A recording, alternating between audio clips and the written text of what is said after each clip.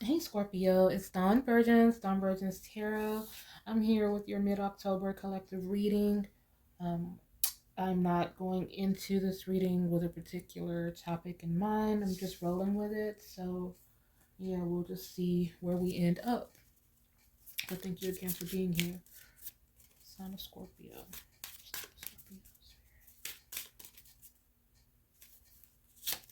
What is the current energy of Scorpio at this time? Okay, I have the Sun card to start.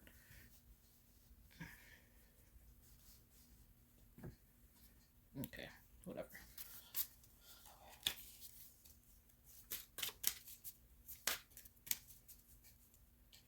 This is overall energy.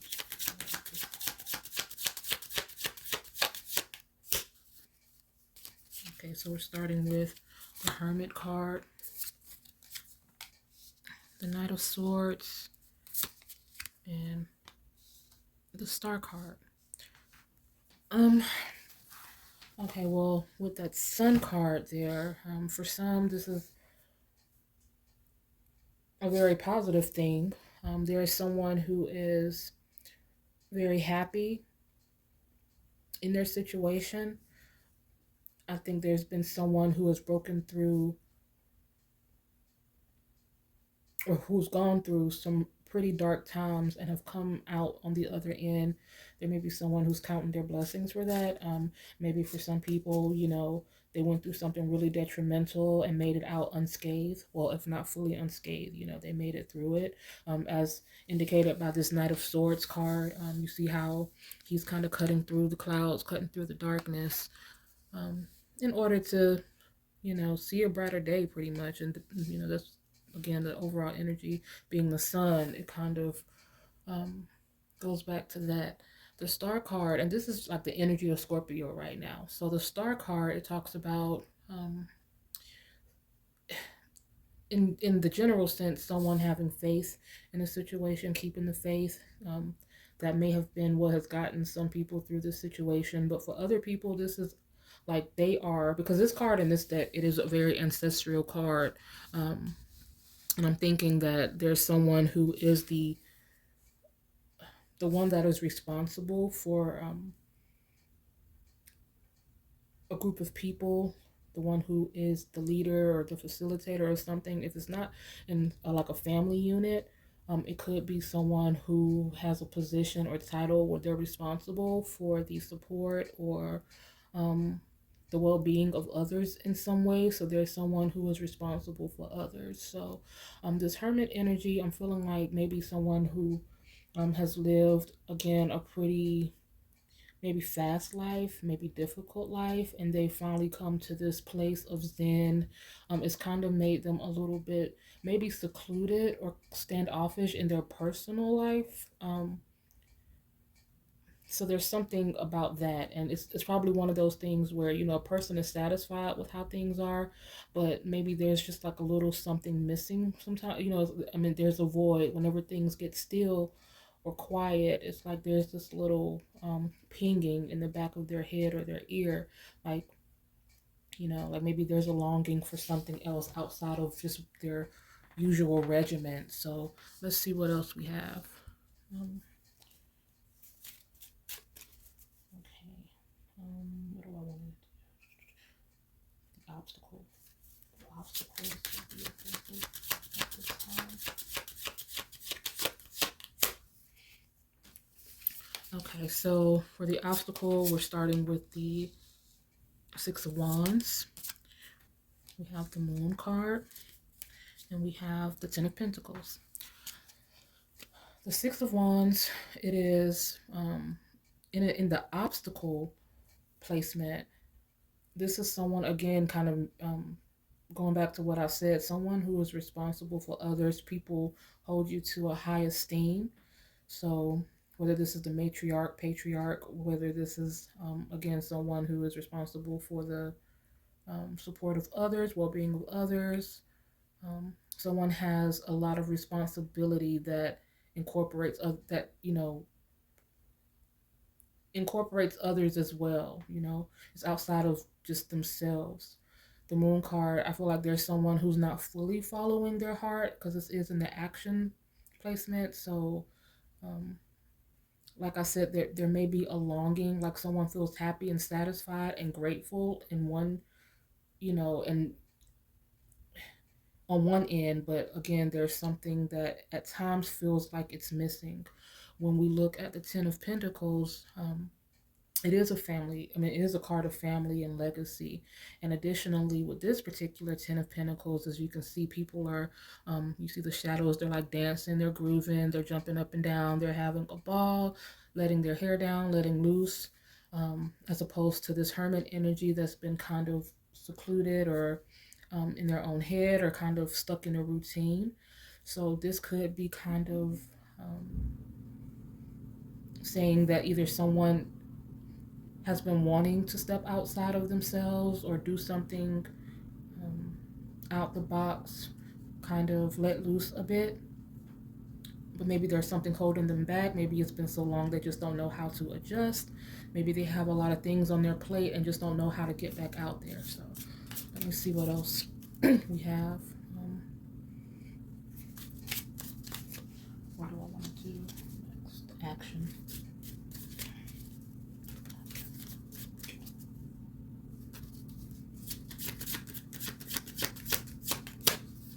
Okay, now for the action, we have the Chariot. We have the Queen of Cups. And we have the Four of Swords.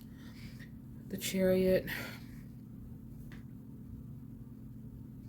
in the action is definitely a card of action. Like it's saying that there is someone who is either vying for you and has been trying to convince you or to sway you or to woo you in some way. Excuse me. This Queen of Cups energy is a card of it's a card of emotion. The Chariot is more of a card of fire. So it's like I don't know, it's something about this that it feels like for me is telling someone to be mindful. I don't know, this just came to me, like to be mindful of someone in your circle or who's trying to get close to you that comes off a little bit too what's the word, gallant, or like too good to be true, like too chivalrous, like almost like laying it on too thick is what I'm getting for some people. They're trying to prey on your emotions, and I don't know like where this is coming from, but that's just what I felt. But outside of that, there's just this the action, the Four of Swords. It's talking about giving yourself some space. So this may be like giving yourself some time away from certain responsibilities. This could mean kind of shifting the delegating or the duties to someone else. It could mean trusting a process. Like if this is someone who's a matriarch or patriarch of the family and they just feel like they have to always be in control of everything, this could mean just letting go of that, the belt, what you call it, the purse strings, the belt string. I can't think right now. I'm tired, but yeah, just kind of loosening the straps a bit. This is definitely talking about time for yourself. But overall, like there's not this like just I feel like there may be someone who gets in their head sometimes, like when they're, and I feel like that's what it kind of boils down to. Like there's someone when they have too much time on their hands, maybe that's why they stay busy.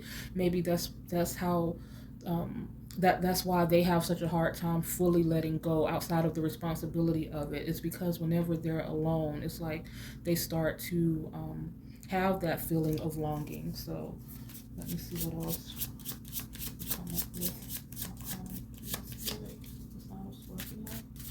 Trying to keep the reading under 15 minutes. Will I do it? I don't know. Okay, so for the outcome, I'll just do two. Ace of Swords and Seven of Cups. So this is talking about options. This is talking about getting, like although the Ace of Swords is one of, you know, like our thought processes, new ideas. It's like the Seven of Cups is kind of the opposite in that it's more about abandon, allowing yourself to dream. In this case, it's about having options. And I feel like there are options. And I'm trying to get kind of an indication because there's not, I mean, we do have that moon card here. And we have the Queen of Cups. So this may be a romance situation.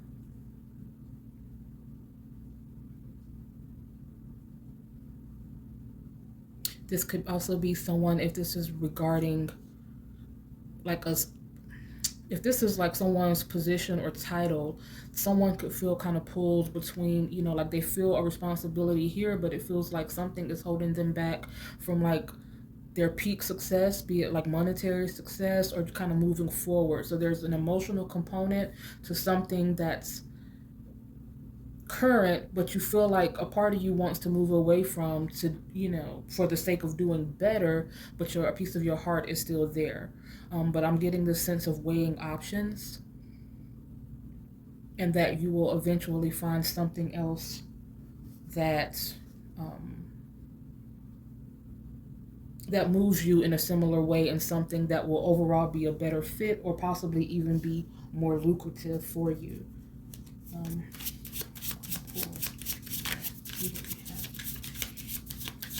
What is this energy that I'm getting with this Chariot and Queen of Cups? Please.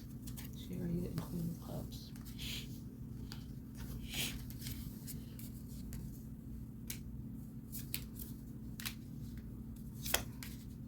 This is kind of like a free-for-all read today. I'll do one more. Let me move this out of the way to see a little bit.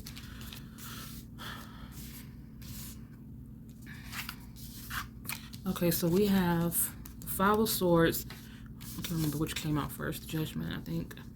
Five of Swords, the Tower, and Two of Cups. So, yeah. There's someone who has their mind set on swaying you somehow. Now, this could be something, because this Two of Cups indicates, you know, it can be a romantic thing, but it can also be something involving a camaraderie or partnership. So I feel like there's someone who doesn't necessarily have your best interest at heart, or maybe at the moment they do, but it feels like something that might go awry. This Five of Swords, it is one of conflict. The Judgment card, I feel like that's more so talking about someone making their mind up or making a judgment call.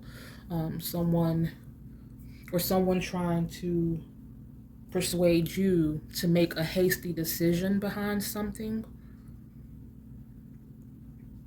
And I feel like that could possibly lead to a conflict and things kind of hitting the fan.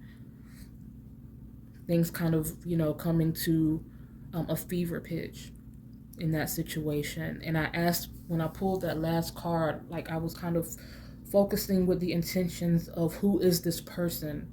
Who is behind this? And that's when the Two of Cups came out. So someone who may come off, like I mentioned before with the Chariot, like kind of gallant. They even kind of look alike. The guy in the Chariot, like that white hair, that white flowy hair, that kind of charming disposition. Someone who talks a good game, who is very convincing, but can also be very conniving, arrogant as well. I'm getting this Two of Cups. I don't know. I'm just getting a not great energy. So I just feel like with this Seven of Cups, the one that, you know, we saw that speaks about options, to really weigh your options and look very research, pay attention to the subtle cues, the things that are left unsaid, you know, kind of think beyond the surface on this one. And a lot of times, if it appears too good to be true, then it probably is. We have a lot of Virgo energy. We have Aquarius. We have Cancer. We have Libra. A good amount of Libra and Virgo. Those are the ones that kind of stand out the most. What else? What am I missing? That Gemini energy. It's a little bit of everything. It's no one more than the other, but like I said, the Libra and Virgo, those are the two most prevalent energies here. And with Libra, that's a card of pleasure and harmony, ruled by Venus. Virgo, it's more about communication and using our logic, um, processing information. You know what I mean? So it's about a balance, just like Libra kind of talks about that balance. Use Follow your heart, but use your right mind. You understand what I mean? Um, so yeah, so that's what I have for you guys today. But everything looks good. The Sun card it says that everything is set up to be just fine. Um, and there are more, like, everything isn't for everyone. So like when we're talking about this Ten of Pentacles energy and letting your hair down and getting out there, following your heart, following your heart means following your heart, not the expectations of other people or what like society says, like getting your groove back should be. Like maybe you're not the let your hair down type of person. So it's just again, following your heart, but using your good common sense in the process and doing what feels right to you in the moment.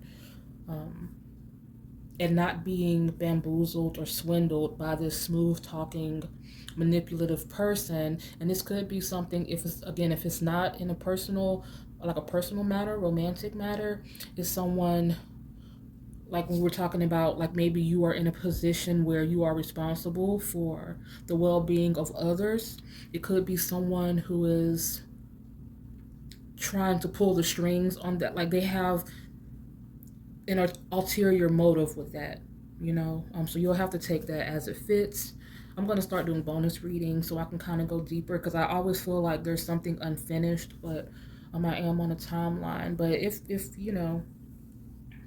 I'm just now starting to record again, so it's not like I'm about to be, lambasted or just um, with a bunch of inquiries about this one reading. But in the future, I will start, doing more readings and more bonus readings to get more to the meat of the situation. So yeah, but that's what I have for you guys, Scorpio. Happy almost birthday, and I will see you next time. Bye.